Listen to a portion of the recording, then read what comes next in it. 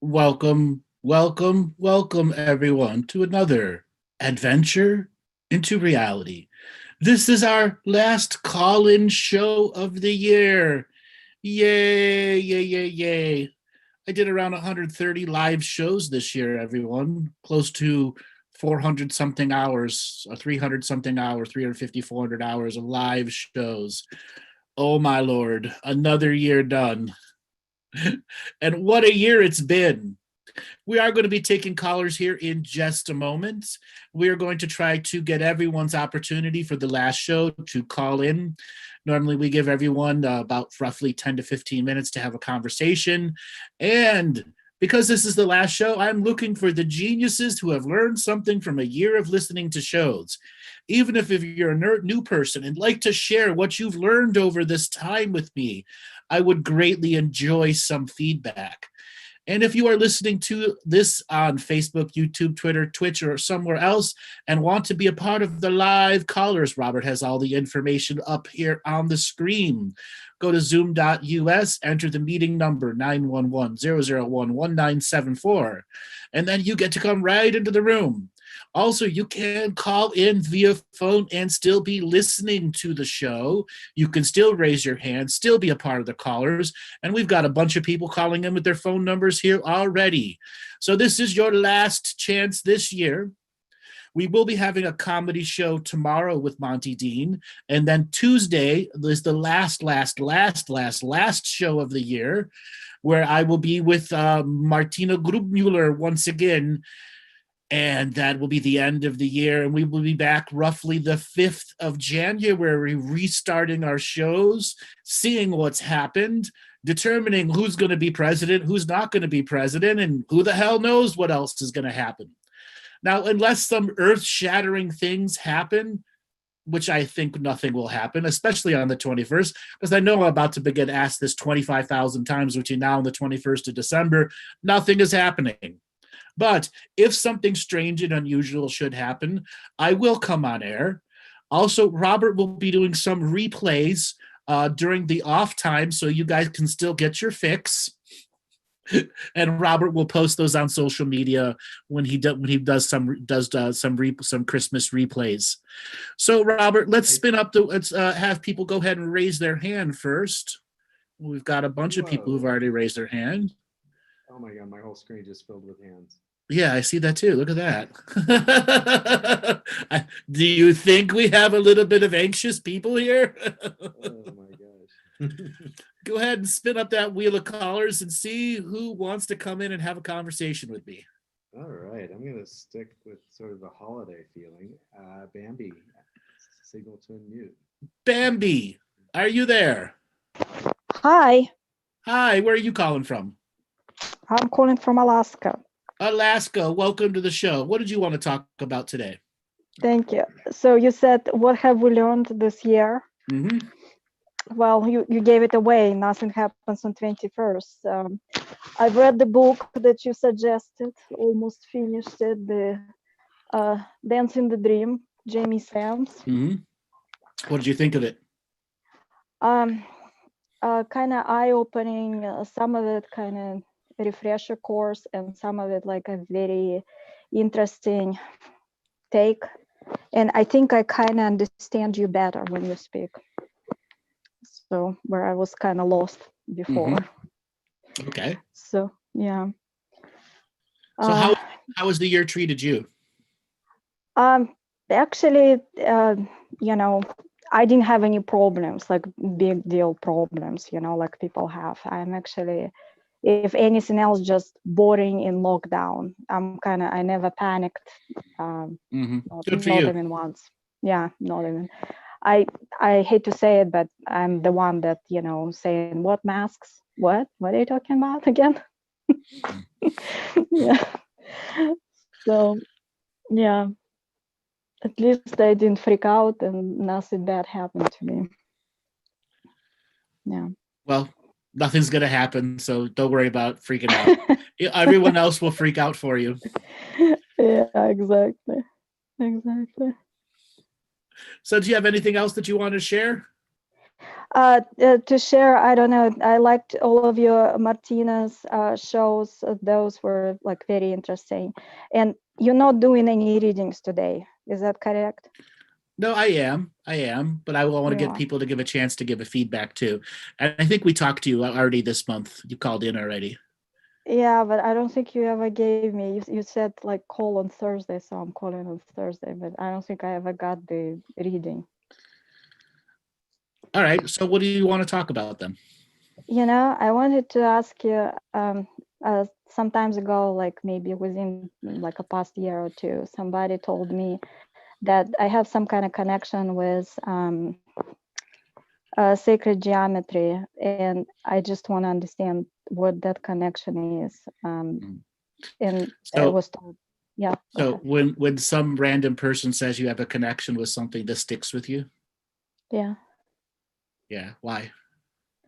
Why it stuck with me? She's also said something that basically kind of an old soul, but I was kind of thinking it's a cop out type of thing. Not very original thing to say, meaning. But it stuck with me. I don't know. I think I had some kind of downloads, but I don't understand, and I don't know how to comprehend or understand them. Everyone has a connection to sacred geometry. It's the very makeup of who we are. Okay. So when somebody makes a broad statement saying that you have a connection to sacred geometry, that's saying like you like to breathe air. Okay. Okay. The bigger question here is, why did it stick with you? It's not about the subject matter. It's about why did it stick? You're still searching for something. Yeah. As long as you're searching, you're not going to find it because it's already inside you. And there's something inside you that you're not allowing definement when it comes to the greater mystical experiences. So what am I not doing, or what am I doing incorrectly, or how am I blocking? Over processing, overthinking, and overdoing, and not allowing the stuff to percolate and be, and learn from it as it grows. You take on too much information and then get burned out, take on too much information and burned out, and don't even realize you're burning yourself out because you're taking on too much information. You're over learning and you're addicted to learning. Okay, so are you saying that I have like that PhD in YouTube type of thing, and all the Except books and all that? at a much extremer rate, because Oh, you gave up on humanity and stopped socializing. okay. Did you stop socializing? Well, yeah, especially this year, partially when it was warm and nice, I was out and about, but now it's kind of difficult to escape and get out. Yeah. Okay. But you weren't expanding friendships, weren't allowing more people in. And that's what the point of the Great Awakening really is, to still have spiritual experiences, but not block the rest of the world out. Mm-hmm. Are you one, like on the comedy show, are you one of those hermits that should be at the 12 steps of hermit stage? Oh, yeah, I'm definitely a hermit. Okay. You got to stop that, because you're allowing yourself to overdo the spirituality and not allow the spirituality to help you define how to use it during normal socialization processes. Okay. You'll get a far more rich spiritual experience if you get out there and allow other people into your life and to bring energy in and out, instead of waiting for the galactics and the spirits to come in and motivate you, because that's not their job. Mm-hmm. Their job is to inspire you deeper into your self-practice. Okay? Okay. And then you take self-practice to the extremes. You're not a monk in a monastery. You're not Bodhidharma in a cave. Mm-hmm. And you're not supposed to be a monk in the mountain or Bodhidharma in a cave. You're supposed to be you in this lifetime, living in Alaska, doing the job that you're doing, expanding, living, loving, and learning. Okay. Are you ready to leave Alaska? Yeah, but as you understand, with everything that's going on, it's kind of difficult to No, it's not. plan. No, it's Don't not. stop. No, it's not. You've just created your own inner Fox News propaganda that says it is. Mm-hmm. It's easy. It's as easy as moving. Millions of people do it every year. Yeah. You just got to know where you want to go. Okay. And you're just afraid to start. You're afraid of starting over. Yeah, there is that. And why Any do you why? why are you truly afraid? Because you're comfortable where you're at. You're comfortable as a hermit. You're comfortable in the job that doesn't have a chance for you to expand. You're comfortable. Okay. And that's not a bad thing. You just have to determine, is this comfort level going to sustain me and fulfill me over the years? And it isn't sustaining and fulfilling you. Yeah, that's true. Your little projects that you do for yourself don't really mean as much as they did before. The things that fulfilled you before just aren't doing it. And that's partially because you don't have people that help inspire you and can share projects, etc., etc. Spirituality and hermetism has gone too far for you. Yeah. Okay. It's easily changed. All right. And don't think of this as a roasting. People do it all the time. I have to explain to them, you've gone too far into spirituality. Okay? I don't feel like I've gone too far in spirituality. Something kind of like... You gave up on living and hermit. You became a hermit. Yes, you went too far. It means everything to you. Get what I'm saying? It can't mean everything to you. And this is for everybody. If spirituality means everything to you, you have failed at the journey of spirituality. You're not a monk in the mountains. You're not Bodhidharma. You're here during the Great Awakening to be a part of this world and the growth of it. Okay. You cannot be codependent on your spiritual journey. Oh, with whom am I codependent? Your spiritual journey. Oh. Okay? It's just as bad as being in a codependent relationship. Okay? Oh, that is kind of, yeah, ironic. And again, you could easily change it. Just go out. Get on a snowmobile. Okay? Don't matter how bad the weather is, get on a snowmobile. Okay? Yeah. Yeah. Anything else you can tell me? Oh, I guess Happy New Year. Happy New Year. Merry Christmas. Merry Christmas. Happy New Year. Get out, enjoy Christmas, darling. Don't spend it a hermit at home. Find some place to go and be with people and share who you are. You're a bright person. Okay? Yeah. Okay. Thanks. Thank you very much. Again, it's easy to change your codependent relationship with spirituality. It's easy. It's not hard. All right. Thanks a lot for calling in. Okay. Thanks. Bye. Goodbye. All right, Robert, let's spin up the wheel of colors and see who's next. Okay, Short, you're getting a signal to unmute. Shorts, are you there? Holy crap. I'm in. Hello. You made it. Yes. Where are you calling it from? Holland. Welcome to the show. Thank you. So what did you want to talk about today? I want to ask an embarrassing question, but I have to ask it. So all my shame aside, was I the real Jesus? No. I've been fooling myself for about a year. Do you know how many people ask me that every year or tell me they're Jesus or Jeshua every year? Well over 100 people every year. Well, I didn't tell you, right? No. No, they believe they came to it already and are asking me to validate that they're Jesus or Jeshua. And I've had another person who believed he was both Jesus and Jeshua at the same time. And I go, it don't work that way. So next question. Are my addictions that much a threat for my wish to become an artist that they're in the way? What are your addictions?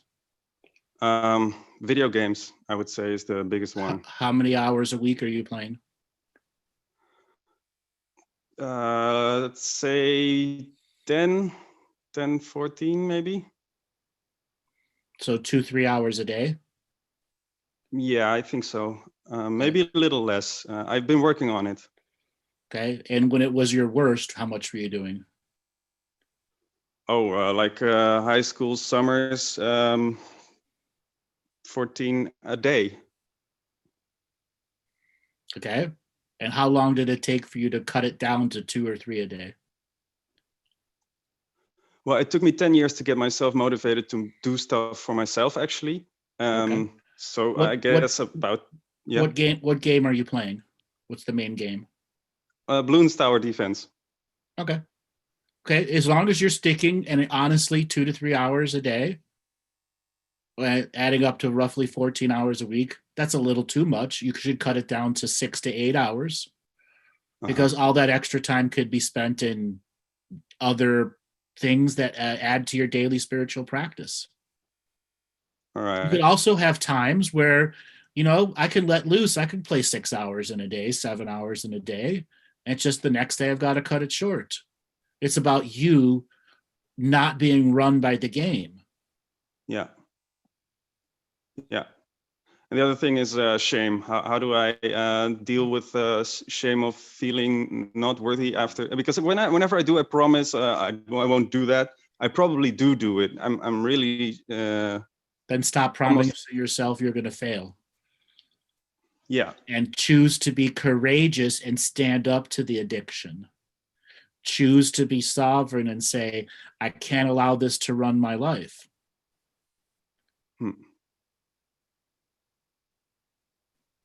It's a choice. Yeah. Okay. I wouldn't be where I'm at right now if I played video games that much that you're playing. I could tell you that. Right. Do you want to advance? Then you got to look at what video games are doing temporarily and go, I need to be disciplined enough so that I can get the natural experiences under my belt, and then I can use it in a non-addictive sense and not replace socialization with video gaming. Yeah. Okay. Well, that part is fine. I had the question 2 seconds ago. Yeah. Is it? I think there's a part of me that desires to become famous, and there's a part of me that's scared of it. Do you think being famous is desirable? Famous at what? Being a super famous artist. What kind of artist? One that makes crazy objects, generally related to higher consciousness. That 1 out of every 25 million people can maybe make it to that. Yeah, but is that desirable? Is it desirable? You don't have the discipline to do it. Right now, let me tell you something about fame. It isn't all it's cracked up to be, and it's hard fucking work. Hard work. Let me tell you, but I don't hear you say it should be avoided. Go on, sorry. I'm not saying to avoid it. I'm just saying it's hard work. Let me tell you something else about fame. Everyone wants to knock you off your mountain. And there are trolls every day disparaging me here and there, saying that I've done this, this, and this. People who have never met me, but will say the most awfulest and nastiest things.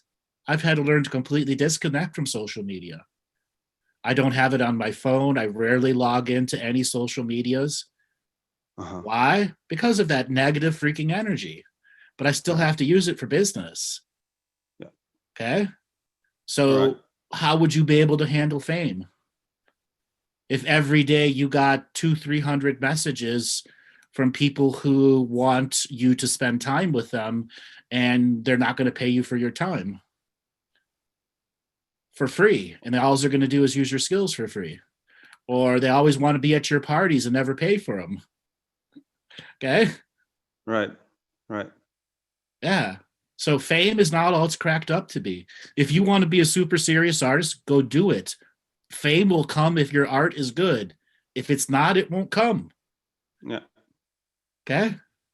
But you got to be so dedicated to it that you got to truly take it to the next level every time you go to do your art. And then if you don't have any kind of business sense, your art won't go anywhere. You got to know how to market it, where to take it, and be confident enough to sell it for dollars. Yeah, and about that part about you have to be super into it every time. you saying it's not combinable with the 6 hours of gaming a week, or is it? No, not at the state you're at right now. Okay. But okay, that's my, if you were to take the amount of hours in gaming out and dump it into art for 4, 5, or 6 months and get a dozen or so pieces that you're truly happy of, you can take short breaks and go back to a few hours here or there. But are you ultimately going to come back to the discipline, pull out of the game, because you can use the game to help recharge you, just don't obsess with it. So that when you jump back into the art for 2, 3, or 4 months, you leave the game behind. Okay. I have one last question. Sure. You got time for more than one question. Go ahead. Awesome. Well, I was saving it for the last question, but can I show everybody my most awesome piece of art because I'm standing in it? Sure. Just as long as it's not going to get me kicked off of YouTube. No, it won't. Okay. Check it out, guys. It's a climbing wall. We can barely see it. Robert, can you focus on his image? It's pinned on me right now. Hold on one second. Cookie. Yeah. Go ahead and talk. There you go. So it's a climbing wall. Yeah. How long did that take you to do? 1 year. Is that all blacklit? There's blacklit. What's blacklit? Blacklight. How are you getting the colors to pop? It's Chinese nail polish pigments. I only checked afterwards for the fluorescence, and it's not so much resonant with black light. So it's what it is. Okay, I used to do blacklight airbrushing, and it would be good for you to experiment with blacklight airbrushing. That's good. It's a matter of who's gonna buy that though. We'll see. That's secondary. So this is my art basement, and I want to turn this into an elitist gallery. Maybe I shouldn't focus on the elitist stuff. Yeah. So why does it have to be elitist? I figured that would be easier, and I fancy myself walking in that area, but that might be just a big old ego. Here goes shame again. Well, ego and art, 1 and 1. Probably why I'm so good at it. Listen, your art is as good as your ego. So ego and art is not a bad thing.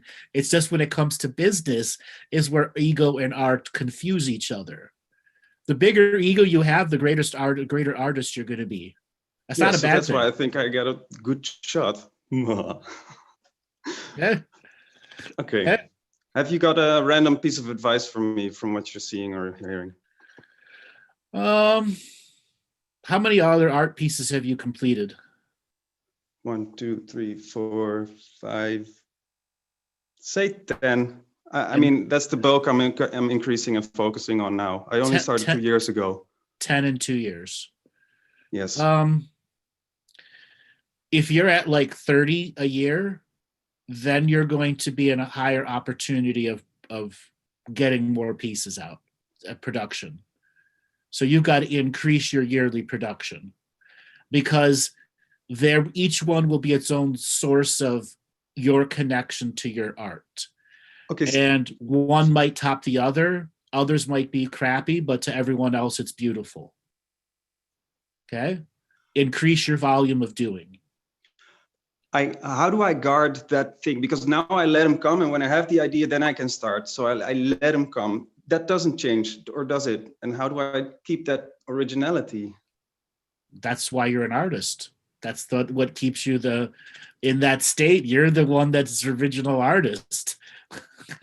You're the one that makes it the original art. No one else does it but you. Yeah. Okay? That's why inspiration and courage to get into the talent of that is you is vital. So you can see video games as a recharge thing, but once you're done recharging, what does it take for you to get the 100% focus? Just like in the game, if you're on a 14-page rampage kill, how do you do that? Transfer that focus to the next art piece. That's more important than pricing. And yeah. Right. And then pricing, size determines price, quality determines price. Just don't sell yourself short. Oh no, I'm selling for millions. I just haven't sold one. Yeah, then lower the price. Okay. They'll sell for millions. Okay. Yep. How did you find out about me? 7 years ago, you gave a reading to a guy you said was one of the 300 old souls, the beginning souls of on the planet. Mm-hmm. He recently became a friend of mine, yeah, he shared his reading, and I asked him the question, "How old is my soul? Am I in that ballpark, or?" So you immigrated to this universe, which technically resets soul age 87 million years ago. That puts you in the old soul range, not at the same level as the other guy. Because years are no longer measurable. It's eras of light in which the soul has lived hundreds of thousands, if not millions of lives. And it looks at the aggregate total of what's experienced during an era of light, which determines how a soul advances itself. So you're old. You get a free cup of coffee every planet you go to. Yes, that's what I wanted to hear. That's it. That's it. Awesome. Okay. Sweet. Yeah, that's it. You're eligible for the early bird menu. Awesome. Thank you very, very much. You're welcome. I'm going to meditate on this and specify my questions for Monday. Okay. So one more thing. Have you ever learned airbrushing? I talked about it to you before. No, it's like this, what they do with cars. Yes, but it can be different, where you can use an overhead projector and make very large pieces. And when your mind goes from 30 by 30 to 90 by 90 or bigger, it gives you a whole different way of conceptualizing projects. So I recommend to a lot of artists, just so that you learn the greater conceptualization. Okay? Because when you become detail oriented, they always becomes 30 on a little 30-inch by 30-inch square instead of a 12 by 12 foot by 12 foot square. That allows you to think bigger, and it still allows you to use your detail work everywhere. I'm going to learn that skill. Okay. You can go and get an airbrush and paints and a compressor for under 150 euros. Okay. And it's, again, you can go on YouTube and learn how to use it. It's really easy, especially if you've already got color melting skills together. And the other thing about airbrushing, it gives you a whole different class of colors called tinting colors, where you can add unique reflective tinting and fluorescent colors to things. Like that wall there, if you had airbrushed that wall with like some tinting and reflective fluorescent or pearlescent colors, it would pop under those lights, 10 times more pop. Okay? Oh shit. Cool. Right. And then you can spray it with a glassing color, like a vinyl finish, and then it'll be durable for long periods of time. That's it. That's my work. You just described my job. There you go. Sweet, bro. And by Monday, I meant the private session we've booked. Okay, great. I'll look forward to seeing you then. Thank you. All right, brother. Thanks everybody for checking me out. Bye-bye. Awesome. Bye. All right, Robert, let's spin up the wheel of colors and see who is next. Alrighty, Cat Diaz, signal to unmute. And then you put the pin back on me. Hello. Hello, where are you calling from today? Hi, Andrew. I'm calling from Ontario, Canada. Ontario, welcome to the show. Thank you so much. I can't believe I actually got on. I only discovered you about 2 weeks ago. I was looking at another video on YouTube or something like that, and I'd gone into the comments, and this guy had made this comment. He goes, look, he says, if you get this stuff, he says, see if you can wrap your head around this. And there was a link to your interview with Lance White back in 2013. Mm-hmm. And I was hooked from the moment, because this year I've experienced so many changes this year alone, from the lockdowns and being segregated from people for so long, that it's opened my eyes, it's opened my mind. I totally live in a different dimension these days, and you help piece a lot of that together for me. And what were some of the pieces that helped? Well, you speaking as the Galactic historian, it was just your way of talking and answering questions. I can't go on one thing specifically. Sorry, I'm losing my voice a little bit here. But it just, everything you said resonated with me 100%. I understood fully light workers and your connection into higher dimensions and 5D consciousness. Everything, so much has changed with me to the point I got sick in the end of September very quickly in a matter of 2 hours. And I used therapeutics because I suspected COVID. And it took me 5 days to get a COVID test. And on my 5th day, my fever finally broke and I was feeling good again. And I went for my COVID test and I tested negative. Then I lost my taste buds. All of a sudden, I couldn't eat meat anymore. Now I survive on raw vegetables and fresh fruits and eggs and cheese and a little bit of fish. My way of thinking, my clarity has changed so much. In the last week, I attempted to do meditation, and it's almost like in another lifetime that I used to meditate on a regular basis because I've never done it in this lifetime. But the places I've traveled and the things that I've learned and the telecommunication that I have experienced, especially in the last 2 days, has literally brought me to tears of joy and understanding. And I don't know, do you feel that I'm on the right track of where I should be going?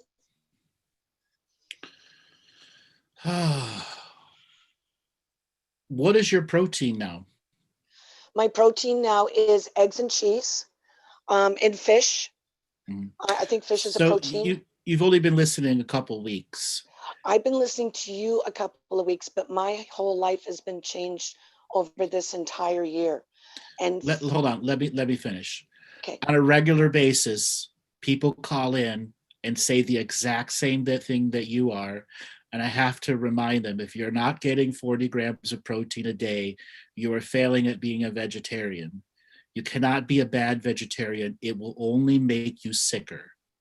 I am pro people being vegetarian and following their heart's ideological choice. But if you continue to be a bad vegetarian, and right now you're being a bad vegetarian, you are getting nowhere near 40 grams of protein. I'm scanning you right now, and you're one step away from full anemia. And you're lying to yourself about how much you're actually eating. I'm not eating a whole lot. You need I'm to grazing. eat. You I'm know, grazing throughout bullshit. the day. That's bullshit. That's bullshit. You've convinced yourself it's the right thing, and it is doing harm to you. Get your proteins, girl, and the experience that you have will increase tenfold. Learn to be a good vegetarian. Cheese and eggs an egg is 6 grams of protein. A piece of fish is no more than 9 grams of protein.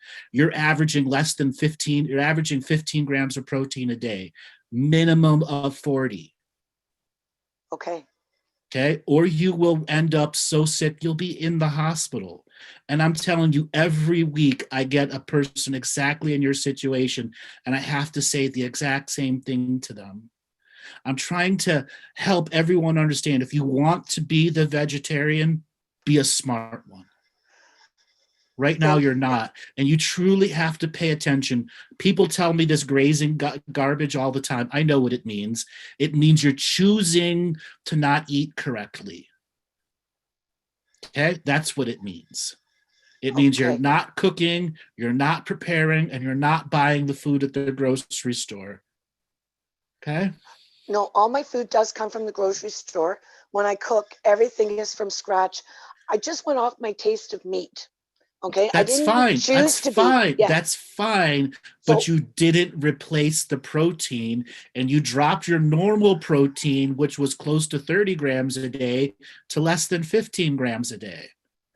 I understand what you're saying. So increase my protein. Right. And it can be whatever. That means when you go and shop, you have to do the vegan calculations that says, this is a 500 calorie piece of vegetable, but it costs me 600 calories to burn, and it only has 4 grams of protein in it. I can't eat that. Okay, example, are you going to eat 9 pounds of nuts a week? I eat a lot of nuts. Do you eat 9 pounds of nuts a week? I haven't weighed it, but probably not. Okay, that's what you would need to eat, get to average your proteins out. The same thing goes with hemp seeds and all that. People aren't going to eat all that of volume. Therefore, you have to get a high level of education and commitment to being a vegetarian. Okay. Okay. All right. That sounds good. As for your spiritual experiences, they're just beginning. You just started meditation. You just started these practices. A year from now, when you've dedicated yourself to a year of these practices, brought in some other styles like prayer, advanced ceremonies and rituals, whole new levels are going to be opened up for you. Do I believe this is the path for you? Absolutely. You wouldn't have been having these experiences. But I think I've been put in front of your path to remind you that if you're going to continue to have these experiences, a whole different level of commitment out of your life force has to come. I understand that completely. It has been. It's a whole new experience. It's come very fast. You got to educate yourself really fast into the lay of the land. Exactly. Example, not by not eating protein, you know what that does to you? It opens you up to negative entities infesting you. That's what it does. Okay. All right. So I got that point. More protein. And I will add on to that because I've been doing so well. And with my, I'm not going to really say that I'm a spiritual being. I do believe in our prime creator. Okay. Mm-hmm. And I do believe in the light and dark forces, but where my meditation is taking me, it seems like talking to other people that meditate, they are telling me that I have taken a very advanced rate very quickly. So when your meditations take you places, you're not meditating, you're journeying. Okay, well, I'm journeying then. Okay, meditation is achieving silence and stopping the body from going on spontaneous journeys and maintaining silence for as long as possible. You should be practicing meditation because your journeys will become more stronger. Just say what it is. If I'm going to journey today, I'm journeying. If I'm meditating today, I'm achieving the silence. That's internally and externally. Okay. And then when you become over practiced in one thing, you won't have all of the other benefits of learning the basics of many of the other skills, like saging and protecting the room before you do it, using crystals to help modify, protecting the four corners of your bedroom, the four corners of your bed. The place that you do your meditation should never be the room you're sleeping in. Okay. Oh, and it's in this room every time. Mm-hmm. Okay. Do you sage the room out? Do you energetically clear the room? Yes, I do. Yes, I do. I use sage and. Do you have a spiritual hygiene practice? Yes, I do. Okay. You got to take those if you're having these powerful experiences, you cannot maintain the old things. You need to bring new spiritual cleanliness practices in because you're bringing more energy in. And when you bring more energy in, you attract more things. Your light gets brighter. Therefore, all of these other little side techniques you learn will make your journey, your meditation, and the experiences you're having that much more rich because there's a whole different repertoire of learning behind it. Okay, may I ask a question? Sure. I have 3 cats, okay? They're my roommates, they're not my pets, they're my roommates. I do everything for them. So when I'm going on, I won't say meditation because I'm going on journeys, and when I'm going on my journeys, I'm finding that my cats, especially my little 3-legged guy, he is coming and he is trying to lay in my lap. I'm sitting cross-legged. He's protecting you. It's like he's trying to hold me down. No, he's protecting you. Okay. Okay. Also, you're new at this experience, right? Yes. You don't know what you're doing right now. You're on a country dirt road. It's dark and one headlight's out. That's it. Okay. You got to slow the journeying down or you're going to crash. Okay. Okay. Yeah. You got to let it build up. try journeying once a week. And you're doing it just about every day now, aren't you? I am. And doing it every day means you're not actually grounded every day. Combined with the eating, you're in a setup for a disaster. Okay. A major spiritual car wreck. You shouldn't, this goes for everyone out there. You shouldn't be journeying more than 1 week unless you are on a dedicated pilgrimage to allow yourself to do it every week, to do it more than 4 or 5, 6 times in a week. Okay. And you dedicate a pilgrimage saying, this is my spiritual time where I'm off of work and away from everything. And I'm giving myself this gift of spiritual journeying as a personal trial of who I am. But you should not be journeying every day, because that only ungrounds you, and it takes a tremendous amount of energy to journey. Like example, there are journeys that could cost you 4,000 calories. Where do you think that comes from in your body? I am a little bit overweight, so, but I'm definitely going to start to do better and add more protein. But I hear what you're saying about it taking from me, because when I come out of it, I could go for a nap easily. Right. And if you could go for a nap easy, what that means is you're immediately stripping muscle. Example, your body will not burn fat until it's almost dead. So if you have no protein in your intestinal tract and go do heavy workouts or spiritual work, you're immediately stripping living muscle away from yourself. Okay. And what that does when you do that on a regular basis, it creates cyclical body-based depression. That's the vicious cycle that people get caught into when they're not grounded. Okay? Yes, I understand that completely. So cut it down to once or twice a week, no more. And the other times you're actually meditating, achieving the silence, or practicing some of the other spiritual techniques that are out there. Okay. Okay. I will do that. I will do that. I will do that. I will work on that.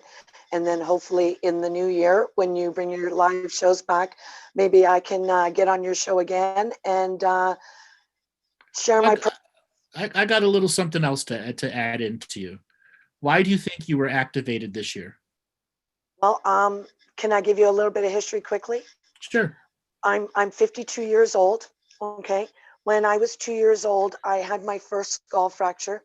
They induced coma to keep me alive. They didn't expect me to be alive. I came out very, very advanced. My mind worked very quickly, almost like photographic memory. When I was 26, I fractured my skull again, and it was the right side, and all of that was taken away from me. And for the last 26, that accident was on November 8th, 1994. On November 8th of this year, 2020, speaking with a very good friend of mine who is also light-minded, she was sharing a story with me over the phone about her astral projection in dream state. Well, when this happened, all of a sudden, her voice just toned out, and it was like I was getting these images flashing right across my eyes in significant portions of my life. And at the same time, I got what I'm going to call my download, because I don't know how to explain it any further than that. But for 2 days, my brain felt very scrambled. I was like a squirrel trying to explain things. I couldn't stay focused. All of a sudden, I had a lot of unanswered questions that I seemed to know the answers to. My brain felt like it was starting to heal itself, and I was able to, things that I couldn't remember for 26 years are coming back. It's like my brain has wakened again. It's been such a phenomenal journey in the last month and a half. It's really, really overwhelming. And I don't want to sound crazy here, but metaphorically, before that accident at age 26, I would sense evil and through people's eyes, and I had no problems telling somebody that, your eyes are evil, and I just want you to know that I know that you have evil in you. But it was more of a metaphoric state. Well, since my download, when I see people now, I actually see evil. Okay, but do you get the gradient? Do you get the gradients of evil? It's almost, Andrew, it's like I see the face behind the mask. I see both faces at the same time. Be very, very careful with that. Demons know how we see special sight, and they can make imagery you wouldn't realize is a hijacked imagery. Do not obsess about seeing the demonic energy and learn how to gradiate the. Everyone's got a touch of an asshole in them. And a touch of an asshole is not evil, but it can show up on your evil meter as that. Yes.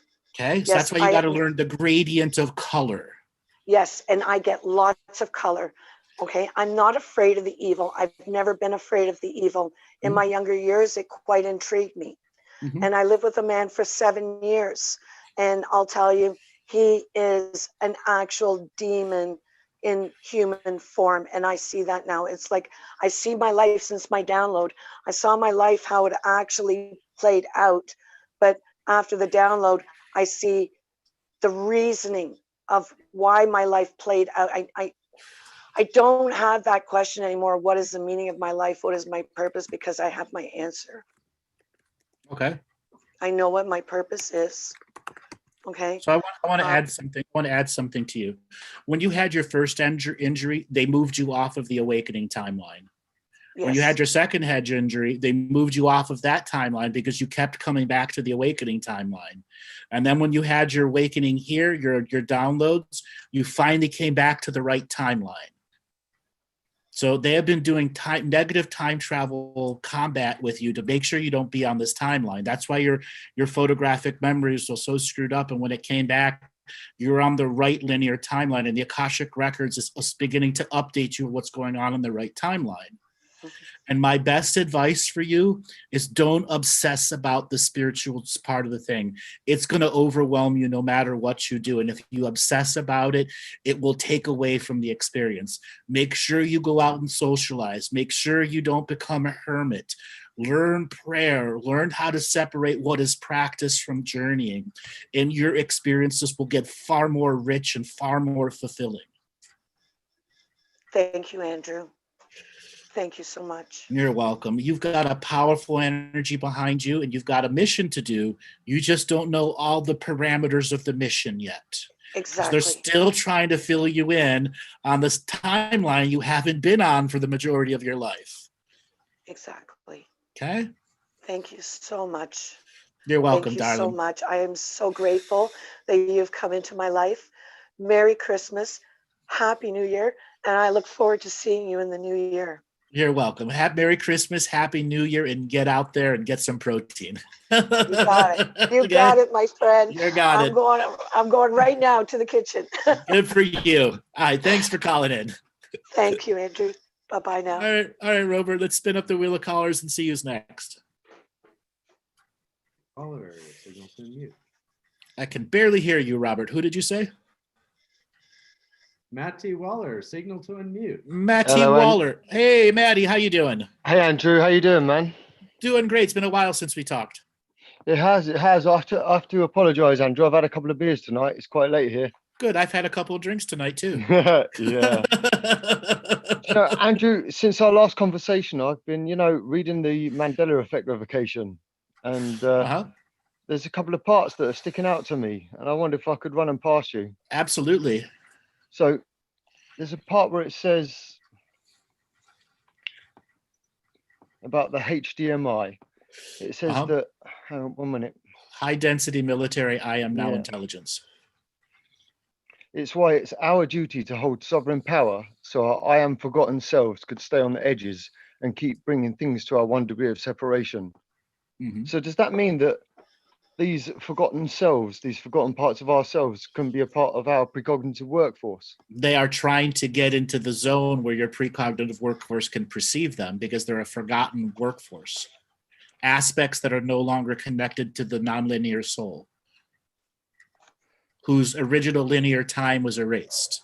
And they're trying to get out of their erased linear time and back onto nonlinear infinite time. And so they've been locked out of having access to the precognitive workforce.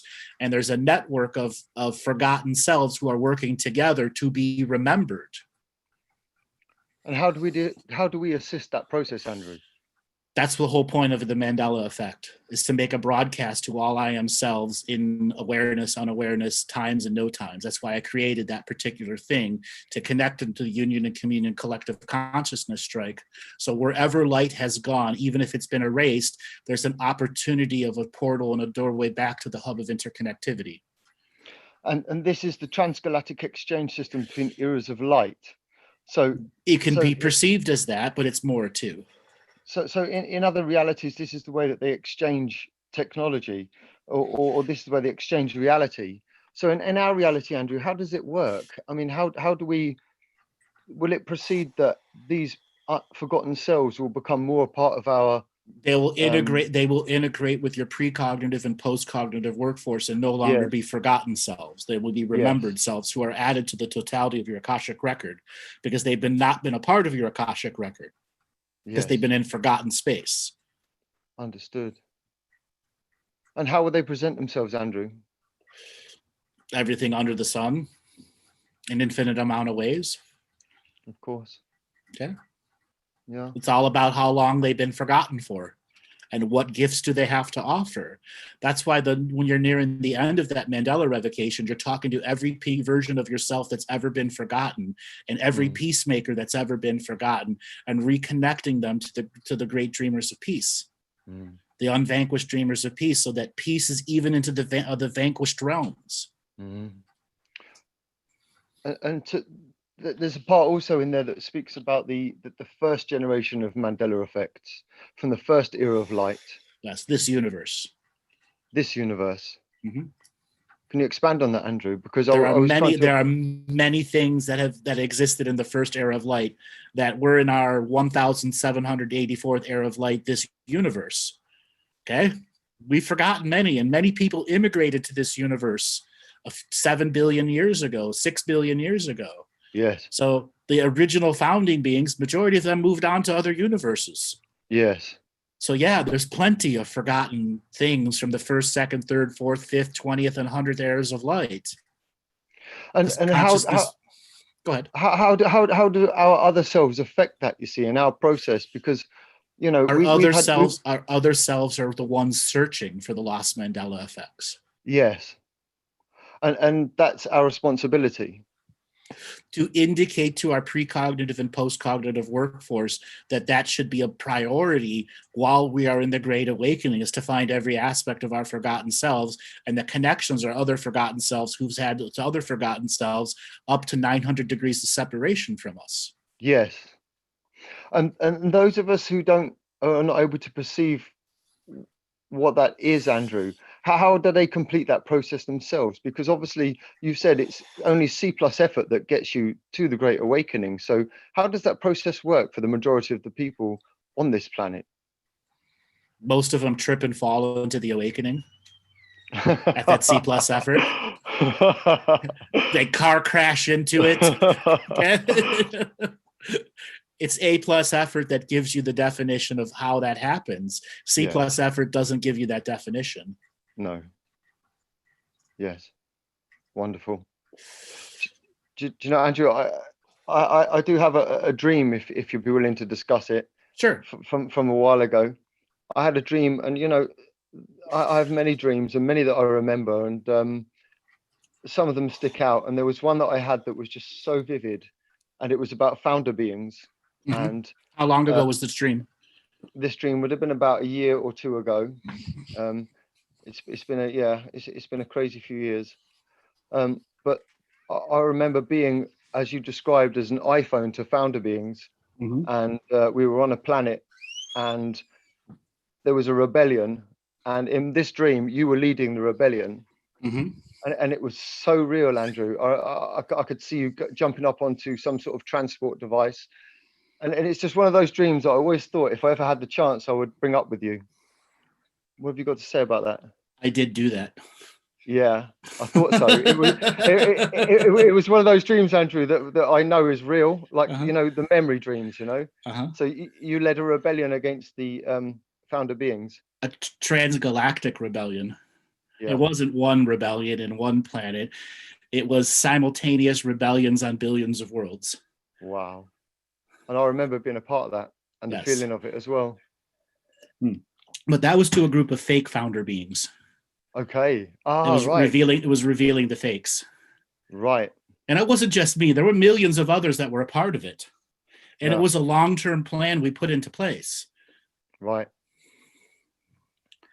And then it was go day.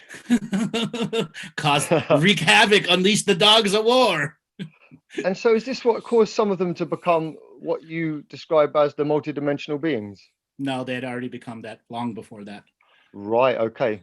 Which era was this? Would have been about 48 million years ago. But Wow. this rebellion would have been about 680 million years ago. Okay. Was this in this solar system? No. No. Again, it was across many galaxies and many billions of solar systems simultaneously. A rebellion. What, from all of the DNA technology that decided to rebel? Anything that had been hijacked by false creator beings. Wow. Mm-hmm. We had uploaded back into DNA the knowingness of what a real creator founder being is or isn't. Yes. And I think I feel that now, Andrew, that same feeling, that same frequency. Sure, we're about to have a grand spiritual rebellion to the farmers. We are. And then the owners of the farm. Mm-hmm. Mm-hmm. But is it going to be seen or unseen? The majority of it's going to be unseen. Absolutely. Well, most of this has been unseen. The narrative will just continue as it is. It's quite obvious. Well, inevitably, the narrative will adjust itself. Inevitably, it will. But we can't give the narrative, you have to show me now. You give it that energy, you've already lost the awakening. Yes. Yes. Wonderful. Well, thank you, Andrew. I don't want to keep you any longer, my brother. I'm glad I managed to get on. I wanted to try and come on for the last show. I'd had a few beers and I wasn't sure if I should or not, but I'm glad I did. I'm glad you called in. Thank you, brother. All right, brother, take it easy. Speak to you, like always. Take care now. Good night. All right, take it easy. All right, Robert, let's spin up the wheel of callers and see who's next. All righty, Harrison, you're next. Harrison, are you there? Yes, I'm here. How are you? Hi, where are you calling from? I'm calling from Nairobi, Kenya. From where again? Nairobi, Kenya. Kenya, welcome to the show. I'm okay. I'm very grateful for your show. Great. What did you want to talk about today? I wanted to ask if you could give me an Akashic reading. Okay. Well, tell me a little bit about yourself so I can tune into you. Well, I'm 30 years old.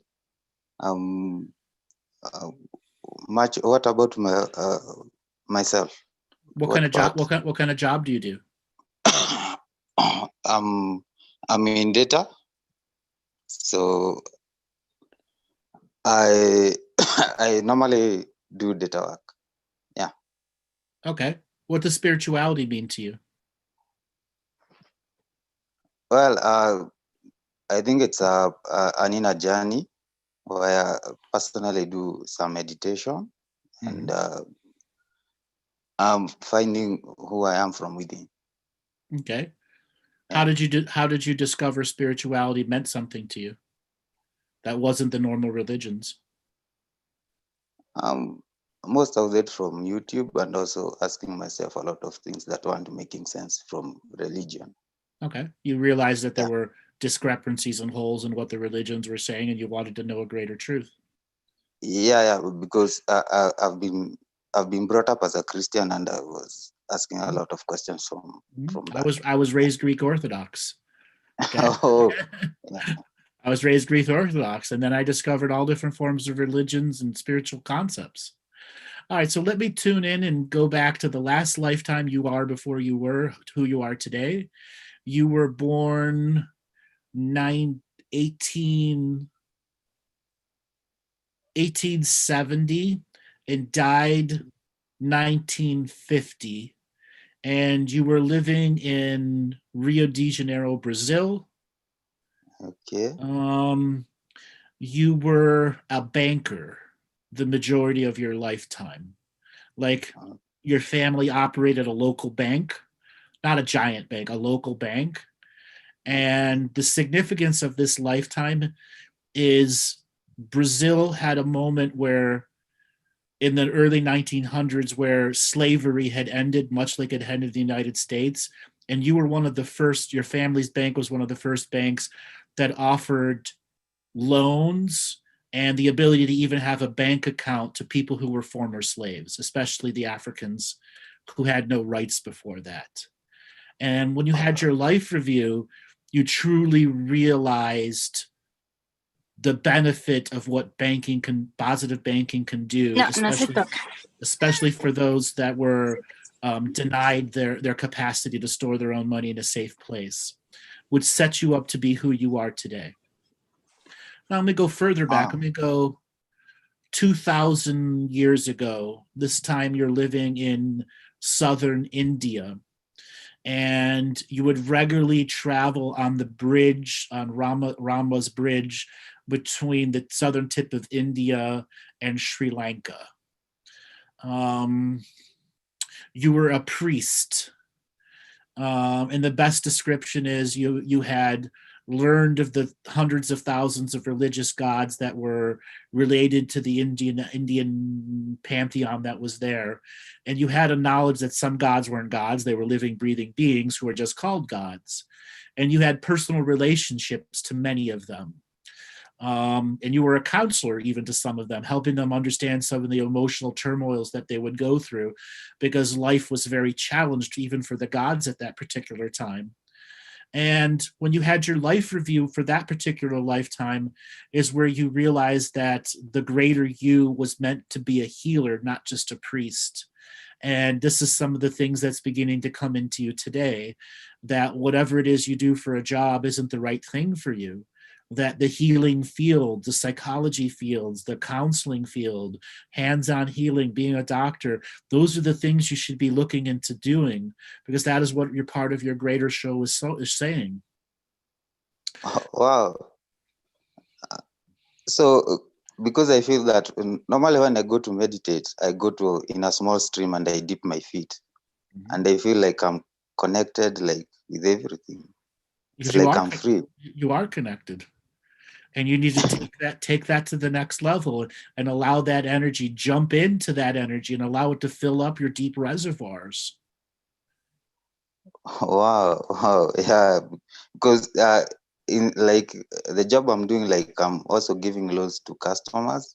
So, and I was thinking like I wanted to change the career. I didn't know the path to follow, but I find reading and understanding the brain, that's kind of my thing. Yeah. Okay. Now let me track back a little further. I'm going to go 2,500,000 years ago. And at this point, you're living in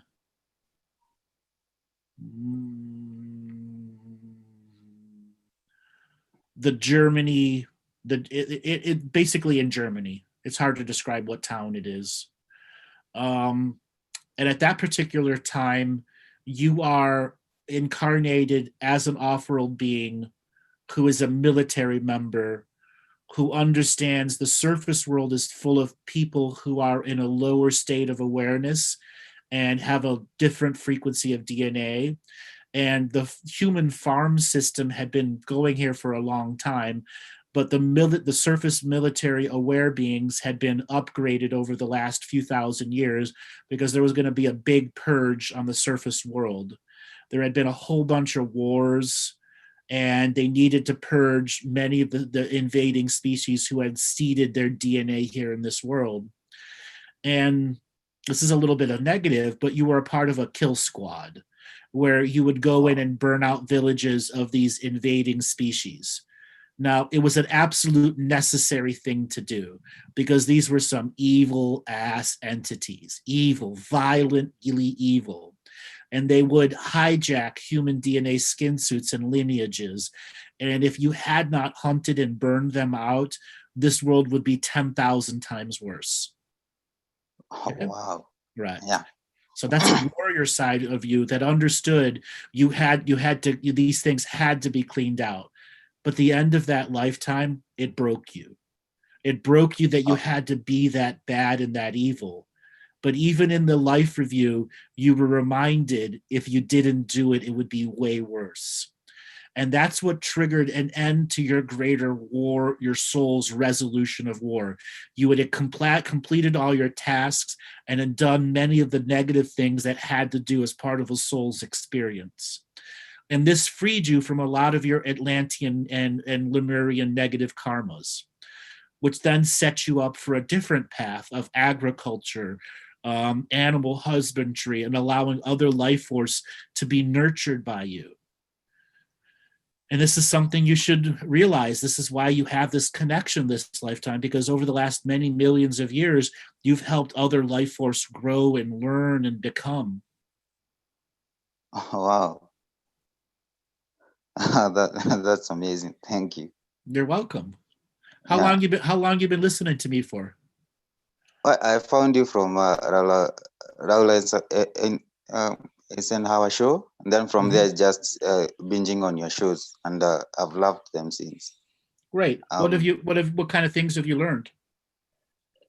One is about discernment, and also I was kind of plugged into what was happening into like countries' elections, and what light workers were like saying one guy is a savior, the other guy is a bad thing, and also being able to listen to you and understand, like, okay, it's all about me, it's not about anybody else coming to save you.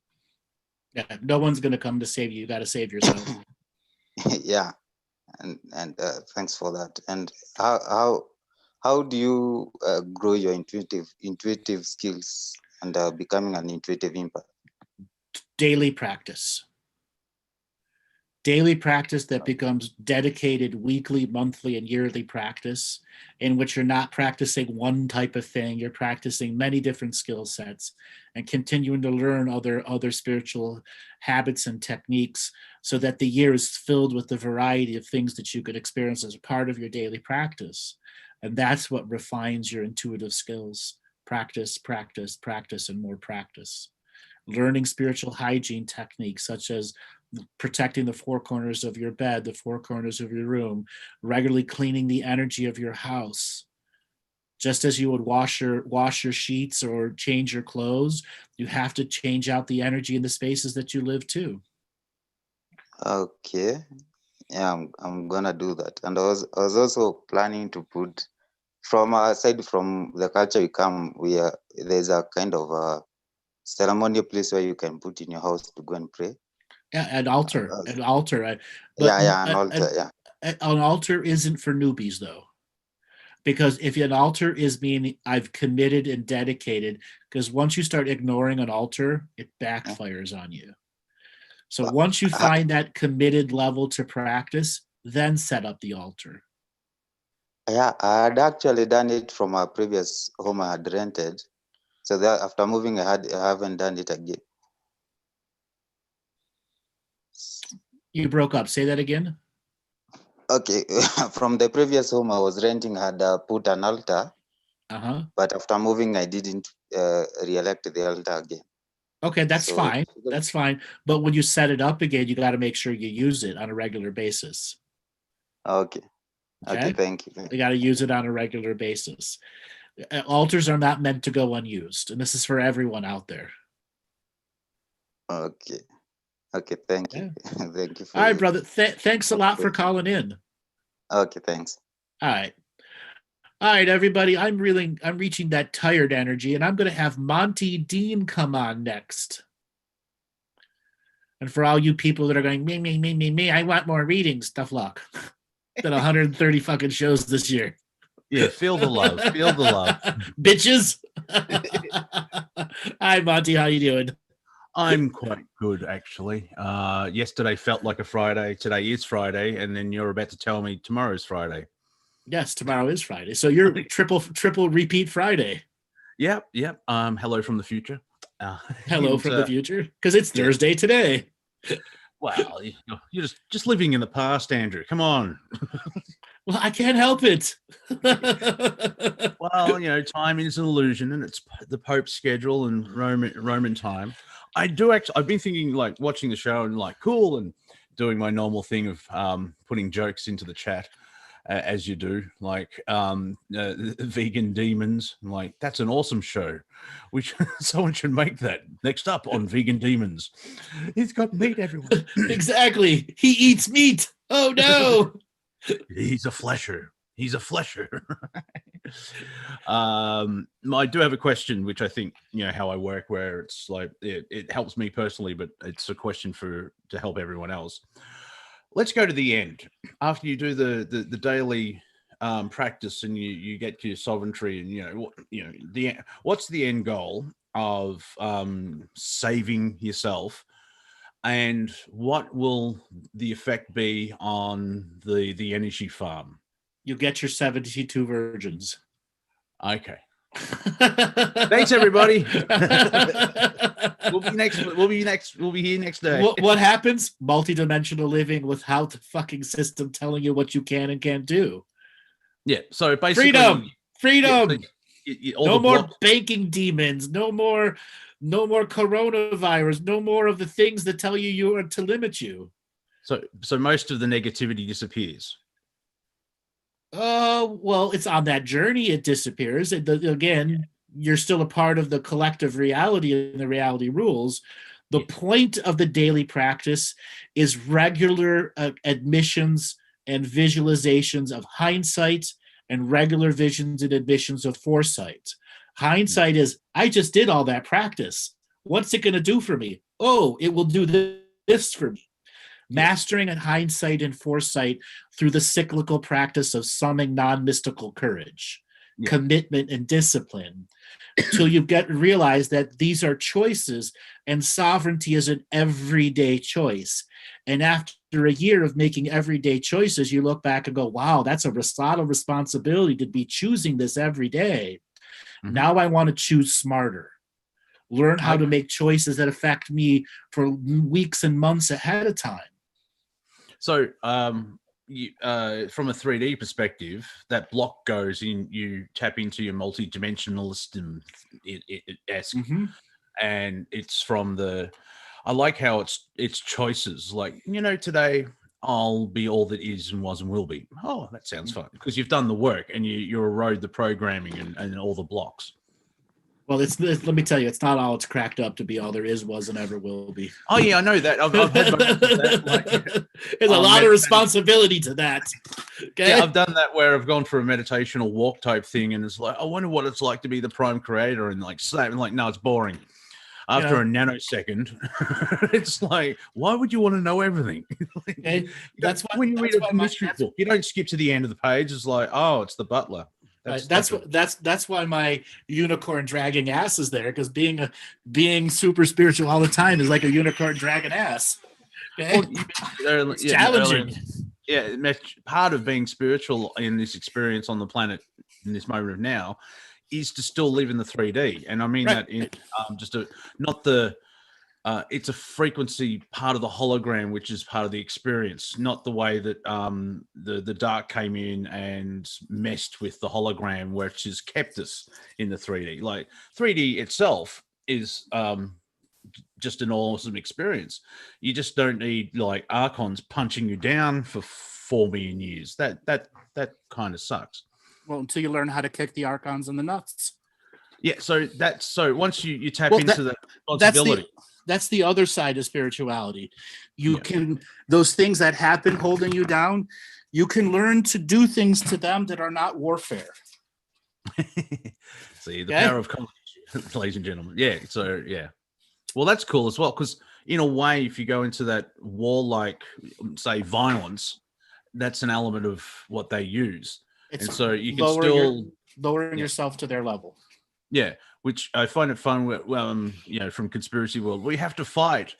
Well, I sort of am by not being on the field, and I think because I've been saying that I'm getting up in the stands and walking out.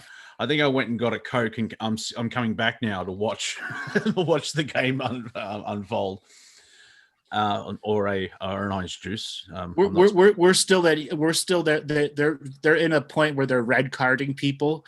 It's a football soccer term.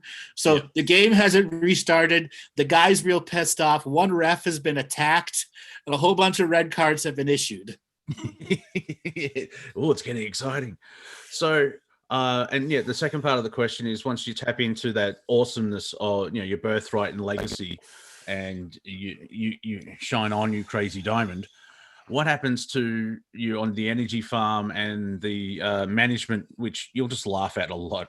Like, you people are idiots. And then you've got the owners. You get to become the farmer for a while. Ooh. And then you're like, who owns this farm? Yeah. I would like to talk to the manager. Wait, no. I'm going to break this tractor and see what happens. Okay? I'm going to do donuts with this tractor and see if I can get the owner to come here. Yeah. Nice. I like, so basically you start, as you progress up, you challenge blocks, if I can use simple terminology, where that you challenge their perception of power and take it back from them. Yeah. Because you're not trying to do warfare. As long as you're doing warfare with them, you've already lost. But taking back your power from them in unique ways, like doing donuts with their tractors. Yeah. Mm-hmm. So, oh, cool. Yeah, I just thought that it would be a good being the end of the year. It's like, well, let's sort of, because it's that thing of like, there's some humans that believing is seeing, because they believe it, they can do it and see it, like the 4-minute mile. And then most of humanity is seeing is believing, because they've seen someone do the 4-minute mile.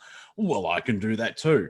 And there's nothing wrong with each position. It's just part of the experience. It's just interesting where, how every time, like, is it Usain Bolt? Like he ran under 10 seconds. Oh, it's steroids or drugs or whatever. But now other people are sort of matching him. It's there's that belief engine aspect. And that's the cool thing about, like for me, watching music videos, I'm watching the guitarist's hand. I'm like, I could be so much better. That looks easy. Now, obviously, there's talent and practice, but you just see where the hands go. And it's like, well, that motivates you to practice.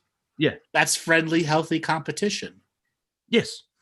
And it's, and so, I do like that. That's you save yourself, you save the world in a Heroes, the TV show thing.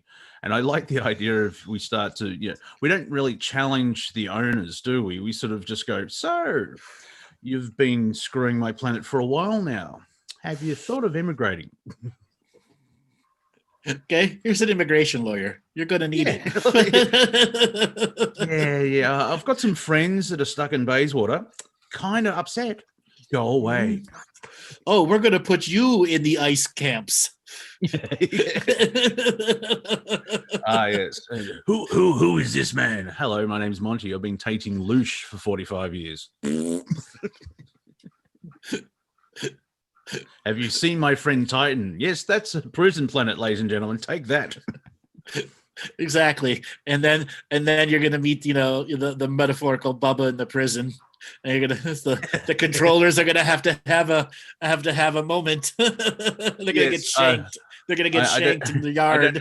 I don't know enough about galactic history, but it's like, a reptiloid lizard gets put in with, Barbara's like, oh, you're from Orion. You ruined my planet millions of years ago. Now you're my bitch. You're my bitch. Exactly. As a representative of this species, I'm going to make it just reminds me as well, if you've seen the first animated movie with Robin Williams of Aladdin, I think it's the first one, and maybe the second one. But the point is, like, you can't kill a genie. And like the genie keeps getting zapped. It's like, you can't die. Yeah, but you'd be amazed what you can live through. Exactly. Be amazed what you can live through. That which doesn't kill you makes you stronger. Yeah.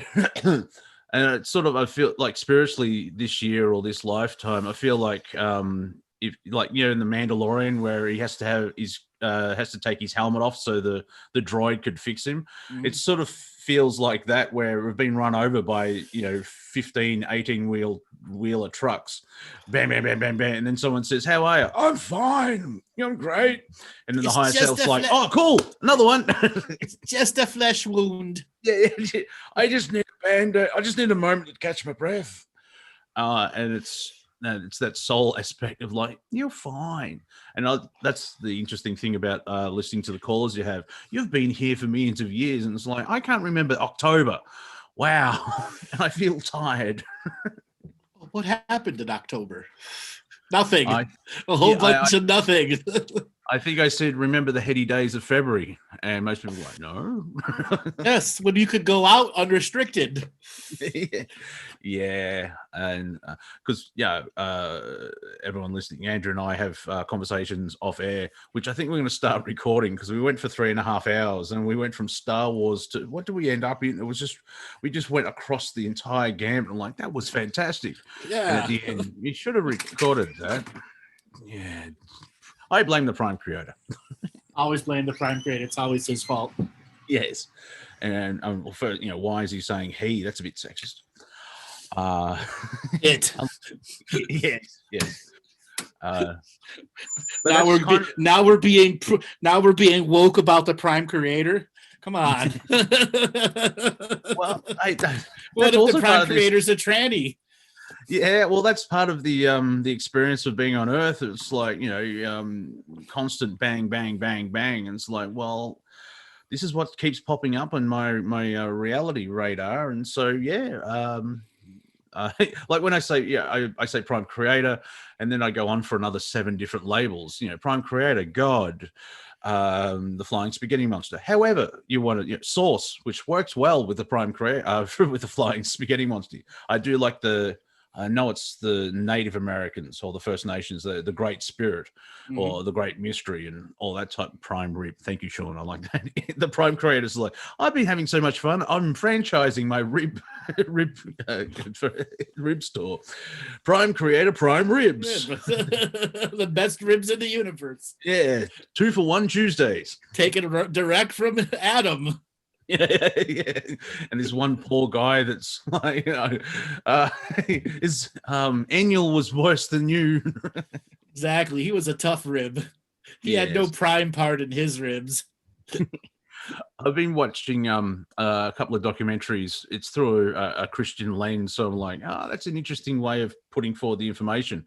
But you've got Genesis and then the Garden of Eden, and it's like, hang on, you're skipping about 300 billion years in the story.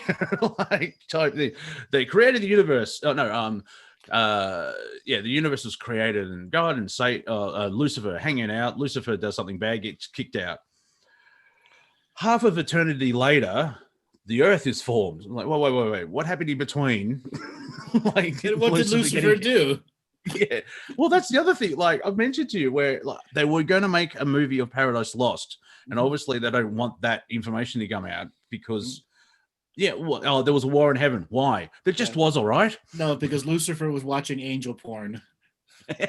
He got caught masturbating without any sexual parts. Yeah, and he wasn't screaming and the creator's name. Exactly. Is that Nick Cage and Sonic the Hedgehog? Yep. That's a weird. Wow.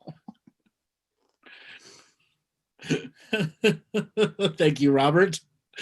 Completely out of nowhere. Thank you, Melinda. Sonic Cage. Ooh, is that the next step up from the new Cage? Cage hog. Thanks. Okay. Wow. Exactly. Well, I was right. Welcome to Earth in 2020, where anything can happen. Yeah, it doesn't make sense. Where anything can happen, but won't. The kicking of the can. Even that's I'm sure it's the writers suck. I mentioned to Andrew, I think it was this week, like I'm at the point where I want to go into the writer's room and go, will you people just do something? It's like, have you got exactly. You guys are as bad as the Star Wars writers. Yeah, this is not Lucasfilm. Come on. Yes, you could do soap opera writing and we'll believe you, but this is worse. And I find it yesterday we're talking about how we're getting to the point with me, like with Stan in South Park, where they did the 9/11 episode where George W. Bush was saying something, and then Stan's like, "Really? Really? I've added another one of like, It's like this is happening. Okay, all right. It's either really or it's like total acceptance or total blasé or no acceptance, where it's like really or Exactly. My response to the experience is like that's polarized, where it's basically unbelievable or that's pathetic. And it's just reached the point of idiocracy. And that's what we have to deal with in the short term. Idiocracy is there to confuse us until they figure out who the new writers are. Yeah. And I've like the whole build up to the US election. I haven't been following the story afterwards because it's that in the bigger picture of like whatever happens, and it's a grander thing. But I can understand why people are like freaking out. I sort of watch people that just want the integrity of the election. I don't follow the Trumpsters or the left-wing media, all that, where they're so entrenched with their position where they won't accept any difference. Like there's the election's rigged, or this is the safest election in history. I'm like, come on, what? And it's more of like, let's have the integrity of the election, and then we have the thing is, there have never been integrity in the elections. That's the illusion. Yeah, I was about to say, however, this is the manipulated 3D experience where if we go 12,000 years since the last ice age, that's never happened. The will of the people. What are you, nuts? Yes, that is what they want to avoid, the will of the people. Yeah. They don't want the will of the people to do anything. Yeah, and it's even the false choice, which like the Matrix put forward. The problem is choice. Not really. We're given a false choice where it's like, what flavor ice cream do you love? Chocolate or vanilla? I want strawberry. No, chocolate or vanilla? Strawberry. Chocolate, vanilla. Mint chocolate chip. Yeah, I know. I was about to. I like mint, the green one, and that controlling element of that false choice. Where do you want to be kicked in the nuts or punched in the face? I'd rather leave. I'd rather not be a part of that. Exactly. Can I punch you back in the nuts? Yes, I like when people put that philosophy question of like, okay, would you kill one child to save 13 adults? My question is like, how do they get into this position? Yes. And why are you forcing me to make these evil choices? Yeah. Why couldn't we rescue the child before this? Yeah, maybe the bus driver shouldn't have had that 17 shots of tequila before he got into the bloody bus. Yeah, exactly. It really pisses off the people that it's like, no, kid, you have to choose. Well, and then they judge you for the answer. It's like, so you'll let 13 people die, but it's you'll kill a child. Let's go back to my first question of why am I in this situation? Because you're part of the Great Awakening. Yeah. That's why. And you signed up for it. Yeah, Bill Hicks has got every one of you signed up for it. Yeah, and it's fun. I've actually asked that question to Andrew. So why did we sign up to it? Because it'll be fun. It's me. Where's that spiritual mirror so I can Karen myself? It's there waiting for you to look at yourself and care. I want to talk to my own manager. Yeah, I want to have a good hard word with myself. Exactly. Yes. Wait a second. Myself's not listening. Why are you not listening to me, self? I'm not talking to you. Why? Did something I say? Well, you are now. Stop it. And of course exactly. You've got you. And because we're multidimensional, it's like, why do I have a 6D bus pass? Shh. That's for your Karen, to get your Karen to go away. Yeah. Still think we should have a t-shirt. It's me, isn't it? Question mark. Yes, it's always you. Oh boy. Monty, we have lived a year A fucked up year. It's a decade, yes. A decade in a year. And who the fuck knows what's going to happen next? I don't perceive anything as happening. That's why I say everything's going to get the can kicked down the road, and in its own way, nothing happening is something happening while nothing is happening. Which gives everybody a chance to practice their spiritual disciplines while nothing is happening. Unless there's a, what's the right word? Not probability, possibility in the where anything could happen. The prime creator does another pink. However, because we're thinking that, it's the prime creator is like, oh, bugger it. I'll have to think of something else now. Prime creator's got a lot on his plate right now. He's got a steak and rib joint running. He's got the Great Awakening. He's got the rest of the universe. He's got all these marketing people getting behind him. What He's I got do like the Galactic Federation of Light going, do something. Dad. Exactly. And then he's got the whole reptilians going, come on, Prime Creator, give it up. We want the position. Yeah. All right, help me out here. I'll quickly do a review of what's happening in this moment now of creation. We know what's happening in the 3D because you can just watch the news and us, and it's like, well, this is just silly. Then we know that behind the curtain there's chicanery, and they're trying to figure out. You've got the level of the writers, like the management are trying to find out the new narrative, as well as you got management. So management that are freaking out because the owners and the stockholders, there's schism with them where there's like a vote of no confidence. What outside of what's happening, you expand on the timeline outside of Earth, because it's that ripple effect, isn't there? Yes. Yeah. Outside of Earth in the Earth solar system. Well, the Earth solar system is affecting a lot of other places. Yeah. How do I describe what's going on? Yeah, but you see what you can see the thread that I was going with is like, Trump, Biden, whatever. Then you've got the writers going, how do we fix this? Then you've got the no confidence in Algartha. It's like, you lizards are idiots. And then the best way to describe it, there's about to be an immigration of 70 trillion beings to this local star sector. And who planned that? 70, well, it's been going on for millions of years. Okay. Whether the awakening happens or not, the 70 trillion beings are coming. Okay, they're all packed up in their RVs. Okay, and we've invested good credits in this, and Joyce, we're going. Get the kids. And they're gonna come here, and nothing's gonna stop them, even if they have to have their own separate bubble of reality. No. That's what's happening. Everyone's getting ready to they're just waiting for the gun to be shot like the Oklahoma Territory. Waiting for the go. Oh, nice.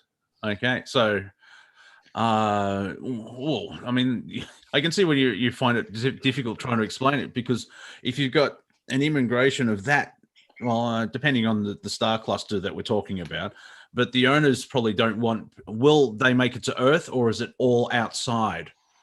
It's Earth or bust, and all the other planets in this binary system, and then this star cluster of about 35 different stars in this cluster that we're in.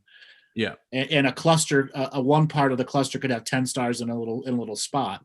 So it's really about 135 solar systems in the master cluster here. And it's 70 trillion souls. Is that what you said? Living beings and souls. Yeah. So yeah, well, that can spread out. There's still a lot, but that spreads it out.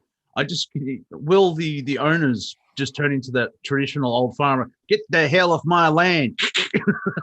Yeah, well, they're already trying to do that. No trespassing signs are up. The thing is, there's a giant galactic gateway here that takes you to a brand new galaxy that opened up about 200, 350 years ago. Where's that in the 3D? Is that like the sun? It's just to the right of Earth. Just to the right. Just to the right. Like left. Our solar system is the last stop, and then it's the gate. Okay. And that's the gateway. And what that gateway means, you don't have to spend 2 to 3 million years in the void between galaxies. You're on the other side. And it's a back and forth gateway. It's a two-way gateway. And then So- when you get to the end of that other galaxy over there, there's a portal to another universe. That's why so many beings are immigrating this way. And that's why the Earth star cluster is such prime territory. And that reminds me of that meme of like, I get the feeling aliens wind up their windows and lock their doors when they go past Earth. So they're on the way to the portals. Like, I'm not going. Oh, geez. No, there are a lot of them that want to be here because Earth is a crown jewel of a planet, and they're like, why the fuck's the lizards running it? Did you look at the brochure, right? I'm like, oh. So yeah, where the it's like Kathleen Kennedy running Star Wars. You take her out, and that's the same thing with the lizards. It's the metaphorical Kathleen Kennedy. Yeah. So it's the last stop before, last gas for two portals. No, the last Disneyland. Haha. Yeah. The last place to have some great spiritual experiences before you end your time in this universe. That makes sense because you imagine it's like, what I did Earth, man. Let's go through the portal, and there's a newfound land where it's just right. Yeah. So do you know what the parameters of the next galaxy is? Is it total free will? Is there is it more light and harmony? I'm not getting the right words, but so all the shit they don't want happening in this universe anymore has been transferred to that next galaxy. They've been kicking out the prime those 15 multidimensional beings. All the negative time travel people have put into that new galaxy. Why? Because that's where they get to resolve all their stuff.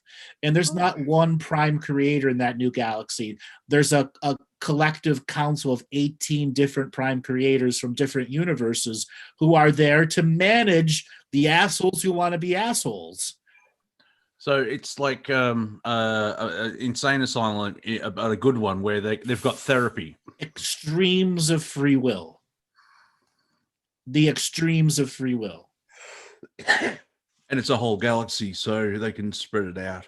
So yeah. Well, that galaxy expands and gets bigger and bigger and bigger and bigger and bigger the more light that immigrates to it. Okay. And so once they're resolved their past discretions, they're allowed to move on to the next universe through that portal, or? Well, it's not allowed. It's who gets there first. Oh, yeah. Okay. Yeah. It's that whole like. It's a race. It's a race. Okay. Yeah. It's a long, long, long race to get to that other portal. But that's the great competition of that galaxy. That's what that galaxy offers as an experience. There's thousands and billions and trillions of other galaxies to go to. The 70 trillion that are immigrating are going for that experience. They want to be on the hierarchical race to the next universe. And also because this project on Earth has been going for so long, right. It's probably slightly easier, if that's the right word. Where it's if Earth wasn't being run the way it is right now, the immigration would have happened 700 to 800 years ago. Okay, it already happened, but right now you've got a bunch of beings who are holding up the process. Just as the metaphorical Democrats are holding up the process for the Republicans, or the Republicans are holding it up for the Democrats. The metaphor also takes us one person to cock block everything. And that's not an option, that's a possibility. But when I say possibility, there's 3 trillion possibilities to unfold. 30 trillion. Let's expand that number there. Yeah, fair enough. And so I hope this helps people where it's like, oh, so I can see, I can feel some people are going, I just want to have a good life. You can, and that's where you do the self-mastery, and you eventually tell the owners to piss off. See, we could do that now. Yeah. It's just humanity doesn't believe they can do it now. But part of the Great Awakening is even during the shit of the lizards running everything, you can beat them. You can. You just got to learn how to do it within the system. Yeah, and in a way, it's you don't use this. You use the system to get a certain point, and then you break away from the system, and that's kind of why they're trying to suppress, because we are equal power or more powerful than way more powerful. That's why they're farming us. Yeah. I'm going to find that sole contractor lawyer of like, what the hell did I agree to? Like, you're going to go onto a planet, you'll experience, oh, that's awesome. And they'll suck the energy from you for 40 million years. Conjecture. That's it could being a soul at the start, that sounds good, but now we're at the end, I'm like feel like I've been in a 16 rounds with Mike Tyson at his peak, and it's just a friendly. It's just a friendly, exactly. Yeah, Mike's like, we're great. Like, I think he did a battle with someone. They've been trying to have that bout for 20 years, and they respect each other, and it's just to find out their ability and skill level. It wasn't that normal jibe talking and everything where I'm going to kick your ass. It's like, let's find out. So yeah, a friendly with Mike Tyson. We should remember that. That's a good way of explaining spirituality a little bit on the planet. Exactly. Get the lizards to go vegan, and remember to have 40. They don't like vegan louche. This tastes funny. It just doesn't have any calories behind it. Yeah, it's a bit light. It's a diet louche. What? And there's a hint of ozone. Yeah, there's a hint of free will in it too. Oh, that's that Galactic historian and the Galactic comedian pissing me off again. All right, Monty, we're at the end of this last show. We will be back tomorrow, everyone, with a comedy show. So everyone, tell everyone in your extended family, friends, and universe to come to our comedy show tomorrow, 6 p.m. Eastern. I am looking at everyone that's still remaining here in the chat room. I expect you all to be here tomorrow. I'm pointing my finger at you. Okay. Monty, why don't you give way for people to get a hold of you? I'm on YouTube as Waferthin Entertainment. I'm on BitChute as Wafer Entertainment. I'm on Rumble as as Wafer Entertainment. I'm on Twitter, which is a wonderful battlefield, but it can be fun if you don't engage too much with it. I just do a lot of comedy there at Real Monty Dean. On Instagram, I'm a meme king, which is Monty.Dean. On Facebook, it's Monty.Dean.5. I am the 5th generation of myself. And I think I'm on Parler which is at Wafer Thin. And a big thank you for YouTube for clamping down on censorship. I've basically started up 4 other different accounts on different things now. So I'm going multi-dimensional in my social media. Thanks for that. All righty, everyone. We will be back tomorrow, and then Tuesday will be our last show of the year, and we will be sending out an email to social media post of what our new show schedule will look like for 2021 shortly. All right, Robert, take us away.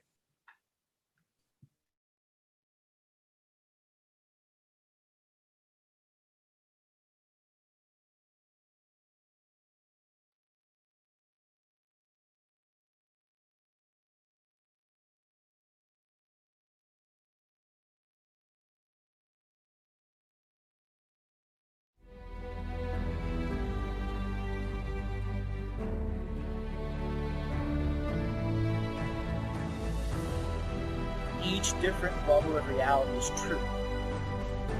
A galactic historian is a person that looks at all the lines of dramatic karma. Nudge, nudge, it's the Holy Grail. Improvise. Mysterious. It's counter psychic intelligence. Why is DNA farming of this star cluster so important? Because we do manifest our reality. We do create our reality.